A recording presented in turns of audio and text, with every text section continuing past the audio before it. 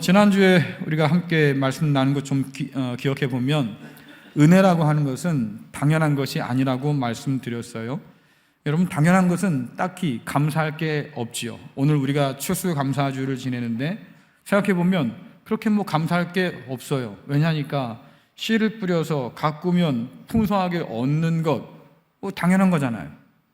그렇죠? 당연한데 왜 감사해야 됩니까? 당연한 것은 감사할 일이 아닌데, 예를 들면 제가 하나님 믿는 사람이어서 씨를 뿌려서 뭔가 풍성한 일을 거뒀고, 하나님 믿지 않는 누군가가 씨를 뿌렸는데 풍성한 걸 걷지 못했어요. 그럼 감사할 만하지. 야, 내가 하나님의 자녀가 됐으니까 하나님께 내게 이런 복을 주시는구나, 감사합니다, 이럴 수 있어요. 그렇죠? 그런데 믿는 사람이 씨를 뿌리던 믿지 않는 사람이 씨를 뿌리던 풍성하게 거둔다라고 하면 다 풍성하게 거두는데 이게 감사할 일인가? 당연할 일이지. 이렇게 해서 우리가 감사하기 어려울 수도 있겠다. 그런데 참 이상하게도요, 하나님을 알지 못하는 문화권에서도 농사를 중심으로 한 사람들은 하늘의 신이나 혹은 다른 무엇에게 감사했어요. 이렇게 풍성한 걸 주셔서 감사합니다. 당연한 것을 가지고 왜 하늘의 신에게 감사할까 생각해 보면 살다 보니까 알게 된 거예요. 뿌린 대로 다 거둘 수 있는 게 아니구나. 여러분들 경험하시죠? 내가 생각을 하고 노력을 하고 돈을 들이고 투자를 해서 말입니다. 뭔가 큰 걸 만들어 봐야지. 계획을 세우지만 그러나 그 계획대로 되는 것이 아니어서 그 모든 게 수포로 돌아가고 빈손으로 나올 때가 더 많잖아요. 아는 거지요. 내가 씨를 뿌리고 가꿔봤는데 그날따라 비가 안 내렸어요. 가뭄이 들었어요. 거둘 게 아무것도 없는 거예요.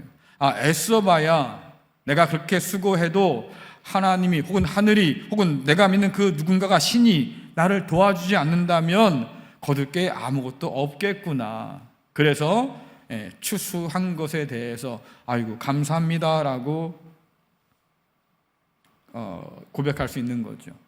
당연한 것을 당연하다고 여길 수 없을 때 우리 삶은 신을 바라보게 돼요. 왜? 불안정하고 불안하니까. 우리의 모든 염려가 다 거기에서 시작됩니다. 삶에 대한 두려움도 바로 거기에 있어요.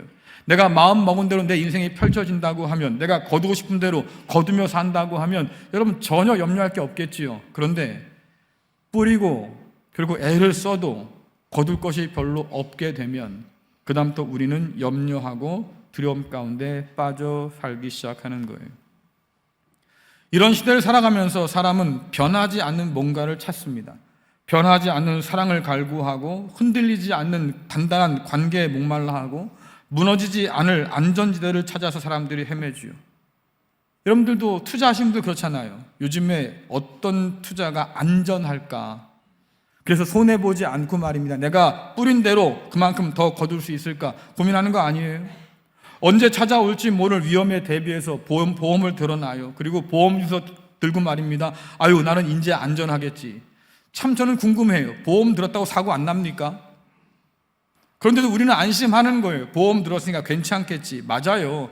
사고 이후에 뭔가 대책을 세우기는 쉽겠지만 그러나 그것 자체가 사고 자체를 막아주진 않는다 그 말이죠. 안전하지 않아요.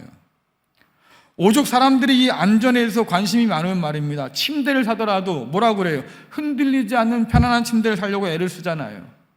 다 좋은데 비싼 돈 주고 흔들리지 않는 침대를 샀는데 그런다고 그 침대에서 잠을 청할 때 여러분 편안히 잠이 오겠습니까? 흔들리지 않는 그 침대에 내가 누웠어도 여전히 내 마음이 불안에 떨고 흔들리는데 말이죠. 잠이 오겠냐 그 말이에요. 그만큼 우리가 바라보는 것들은 그렇게 안전하지도 못하고 그렇게 변화가 없는 것도 아니어서 맨날 우리는 불안에 떨며 산다 그 말이에요. 변하지 않는 것을 찾아도 찾을 수 없는 이 불안한 시대에 여러분들은 무엇을 의지하며 살까? 변하지 않는 그 무엇은 찾은 걸까? 목사님 무슨 세상에 변하지 않는 게 어디 있어요? 우리는 그쯤 다 알아요. 사랑도 변하고요, 믿음도 변하고요, 다 변하며 살아요. 요즘 김장철이니까 나이가 드니까요 김치 맛도 변한다고 그러잖아요. 그러니 뭔가 다 변해. 그런 세상을 살면서 말입니다, 우리가 변하지 않는 걸 찾을 수 있을까? 세상도 이미 선언한 지 오래예요.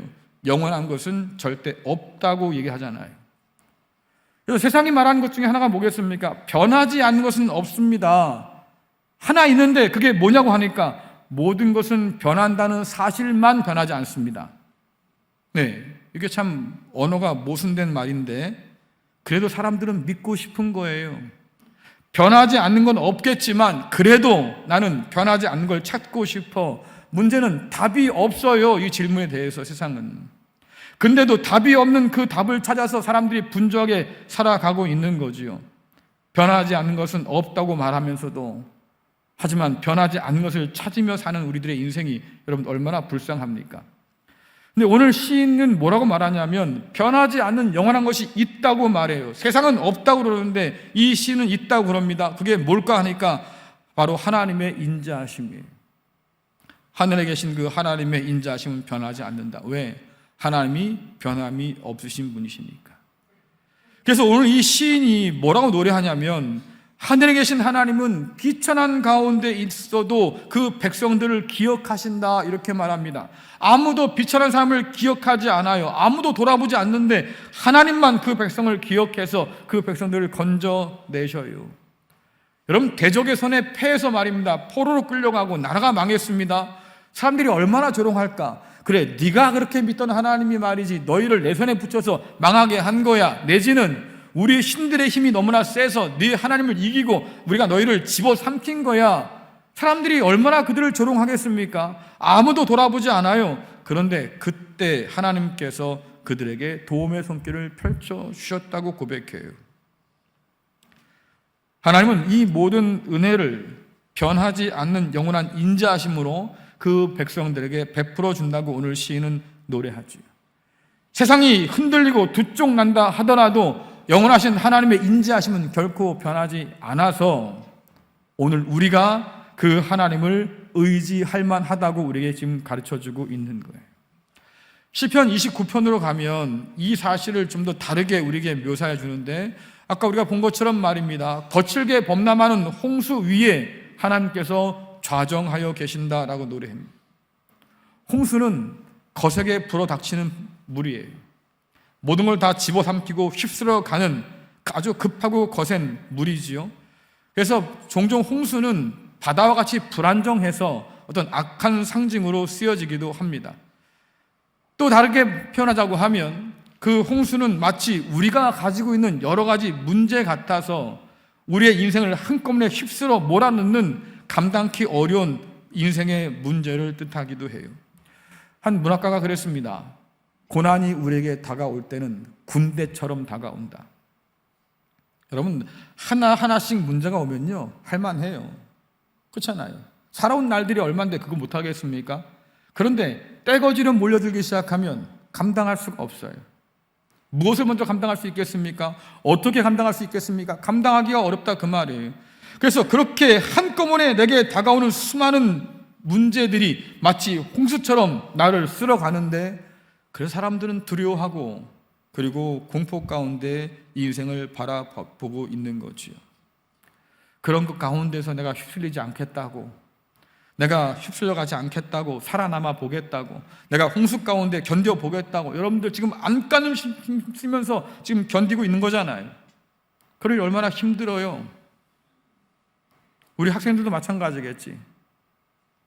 예? 치열한 경쟁 가운데 누가 던져놓은지 모르겠는데 어쨌든 들어갔어. 지금 어찌될지도 모르는 인생을 바라보면서 말입니다. 불안과 두려움 가운데 안고 있어. 일단 공부는 해보긴 하는데 내 삶이 어떻게 될지 아무도 몰라. 그러니 두려워하고 불안하고 떨며 사는 거지요. 그게 우리 인생이잖아요. 그런데 오늘 시인이 뭐라고 하냐면 그런 홍수 가운데서 좌정하신 하나님을 좀 바라봅시다 라고 얘기해요. 홍수가 아무리 거칠게 흘러도 물 위에 계신 그 하나님을 어쩌지 못한다, 그 말이에요. 그가 표현하는 이 하나님을 다른 것으로 보자고 하면 마치 날뛰는 야생마 위에 올라탄 아주 노련한 기수 같아서 말을 잘 다스리고 또 조종하잖아요. 마치 그것처럼 하나님께서 홍수 위에, 거세게 흐르는 그 홍수 위에 좌정하여 계시고 그 홍수는 하나님 발 아래에 있어서 하나님이 오늘도 그 홍수를 다스리고 계신다고 하는 거예요.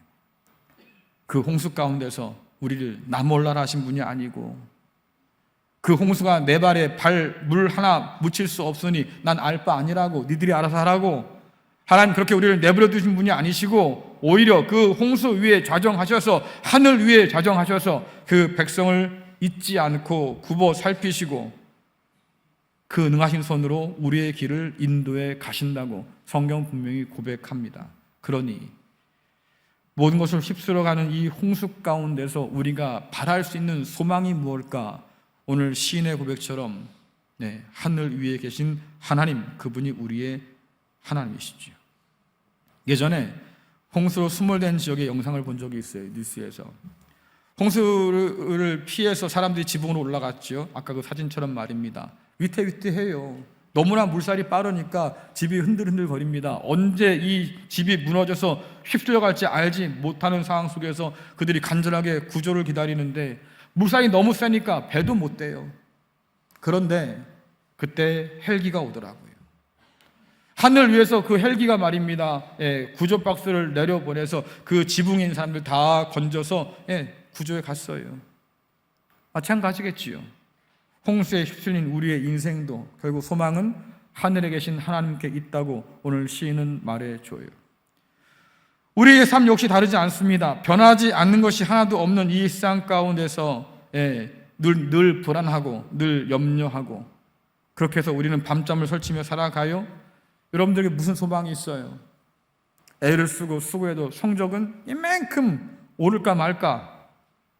그렇죠? 죽어라 공부해도 성적이 오를까 말까? 하루 종일 왼종일 일주일 내내 일해도 말입니다. 빛을 벗어날까 말까? 우린 그런 삶을 살아가는데 여러분 안전해요?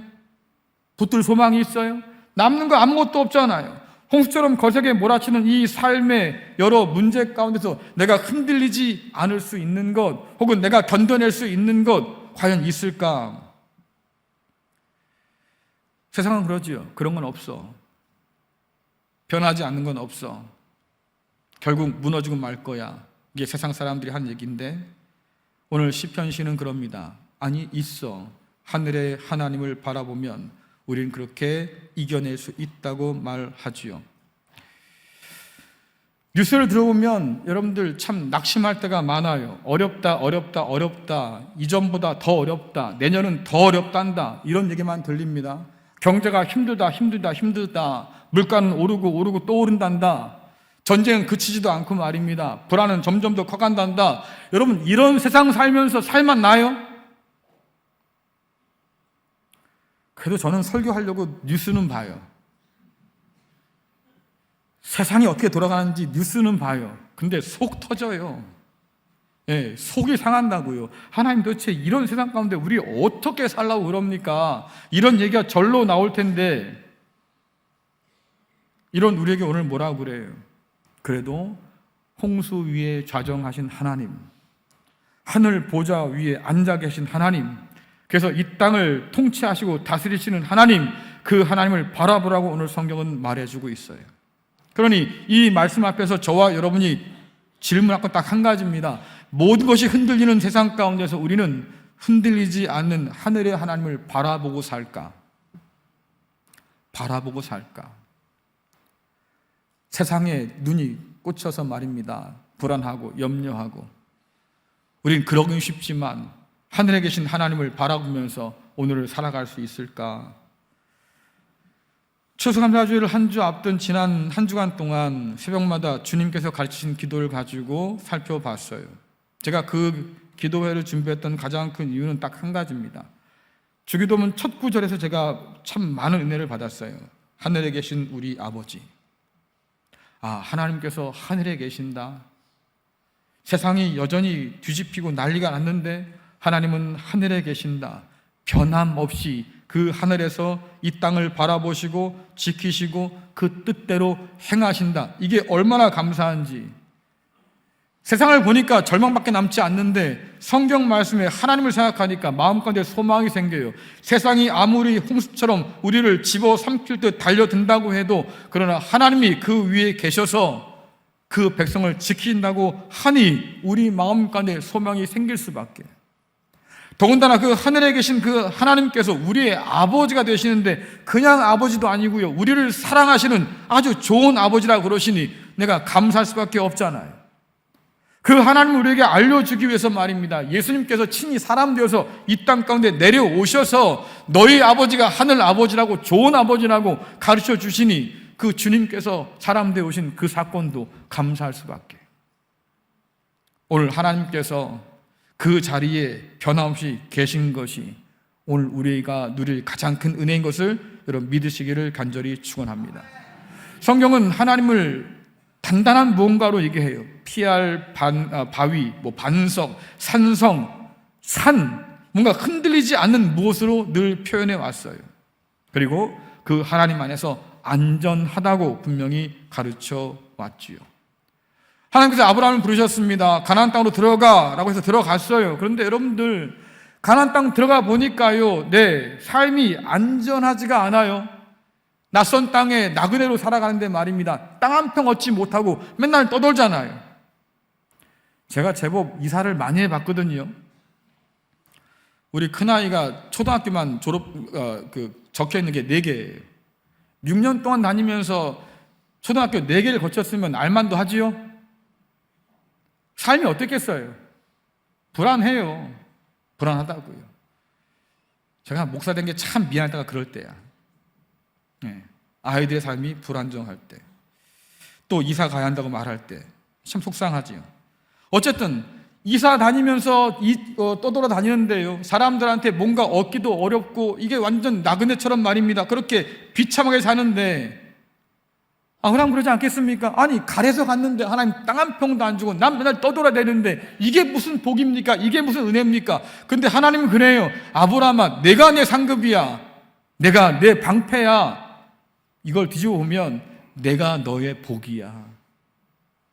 땅 한 평 없이 떠돌아다녀도 너는 나를 가진, 복을 가진 사람이다 라고 말씀해 주고 있는 거지요. 여러분들, 하나님을 믿고 이 자리에 계시면 여러분들 복 있는 사람인 것을 믿으시길 간절히 바랍니다. 하나님께서 복이에요. 우리와 함께 하신 그분이 바로 복이에요. 그래서 홍수로 가득 찬 이 세상 가운데 우리가 어떤 하나님을 바라보며 살까? 우리에게 복이 되신 하나님을 바라보고 살기를 간절히 축원합니다. 바울이 그래요. 하나님께서 아들을 통해서 끊을 수 없을 만큼 단단한, 무너지지 않을 만큼 견고한 그 사랑을 우리에게 보여주셔서 세상의 그 무엇도 그 사랑에서 끊어낼 것이 없다. 얼마나 견고하면.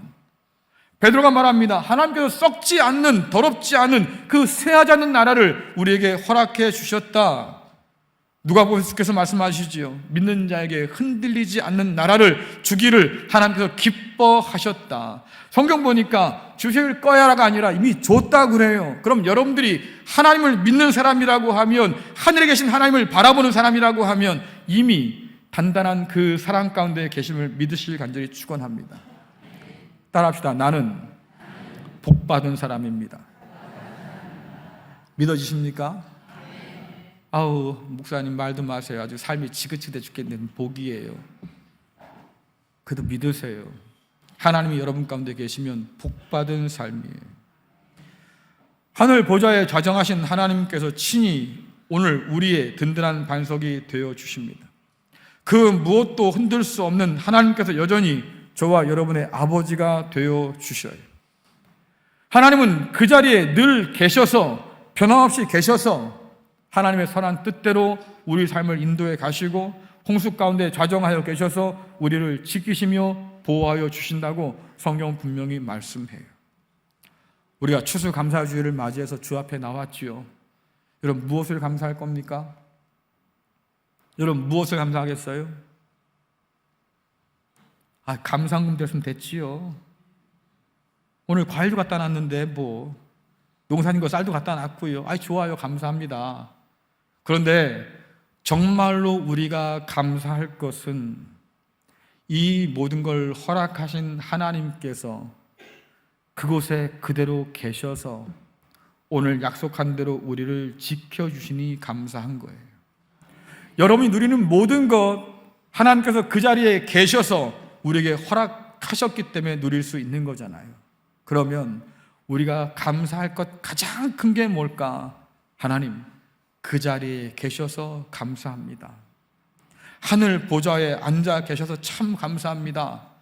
홍수가 밀어온다 할지라도 그 홍수에 좌정하셔서 그 살아가는 백성들을 건져주니 참 감사합니다. 여러분들, 하나님으로 만족하고 하나님으로 기뻐하고 하나님 한 분만으로 감사할 수 있기를 간절히 축원합니다. 그분이 우리의 복이에요. 여러분 옆에 사람과 인사 나눕니다. 아우, 수지 마시셨어. 왜요? 하나님께서 우리의 아버지가 되셔서 오늘도 변함없이 우리를 붙드시고 인도하시니 이 홍수와 같이 몰아치는 세상 가운데서도 우리는 하나님으로 기뻐할 수 있고 하나님으로 만족할 수 있습니다. 모쪼록 오늘 이 추수감사 예배를 통해서 우리에게 아버지가 되신 그 하나님 한 분을 기억하고 감사하는 우리 모두가 될 수 있기를 간절히 축원합니다.